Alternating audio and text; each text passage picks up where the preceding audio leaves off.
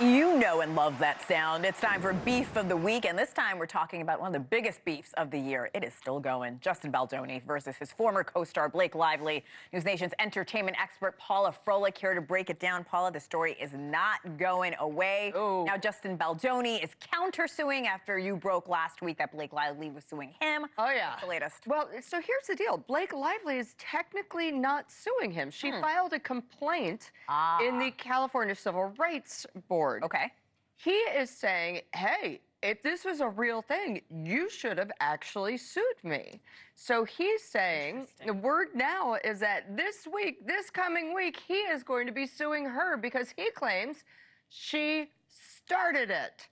So the timeline of events is a little odd, all right? They started filming the movie. They broke it because of the writer's strike. Then they went back in February. Before they went back, there was a huge meeting with Blake and her husband, Ryan Reynolds, and it was a basic HR meeting. They said, listen, here are the things we demand. There were 30 demands. 30? Wow, okay. 30.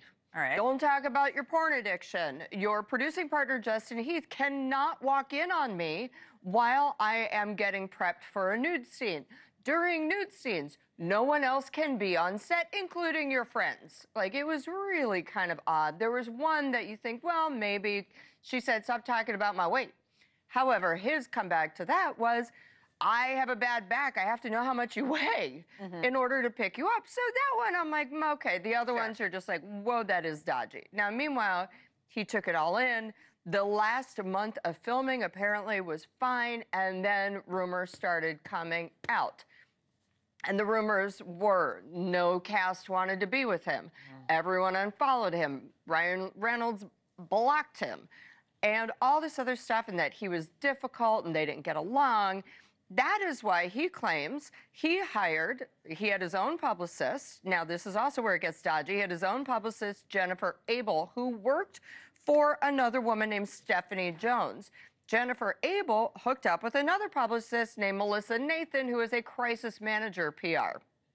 And that's when Blake got mad, because all of a sudden the public narrative started turning. I remember. She's blaming this crisis PR. They're saying they used the dark arts of the internet and all this stuff. So many lawsuits. So Stephanie Jones, you're wondering where because all of a sudden in Blake's civil thing, she basically comes out with all of these text messages. Which are very embarrassing for Justin. Embarrassing, and people are like, where did she get them? Well, guess what?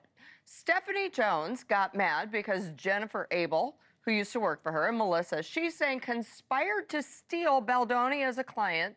And oh, guess what? Jennifer's husband works for William Morris, which also repped Blake Lively, Ryan Reynolds, and up until recently, Justin Baldoni. So Stephanie took the company phone from Jennifer Abel, got all of the messages, and handed them over. So everyone's like, ooh, that was last week.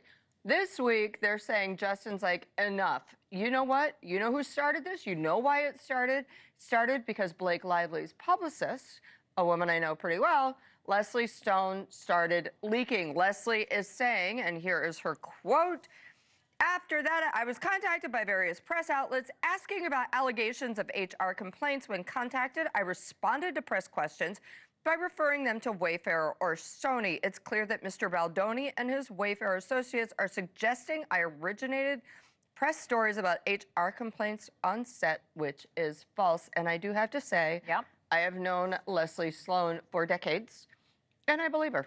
Okay, that goes a long way. And there's no doubt this is going into 2025. We can expect more beef between these two. All year, and I don't expect Justin Baldoni to be working anytime soon. What about Blake? You think she's unscathed here? Blake caused her own problems. Blake came off as unlikable in her interviews, and I do think that she is the one who, she can't believe that people didn't like her. Right. Yeah, there's a lot of hate online. Paula Froelich, thank you so much, and be sure to subscribe to the Scoop newsletter for the biggest stories in entertainment.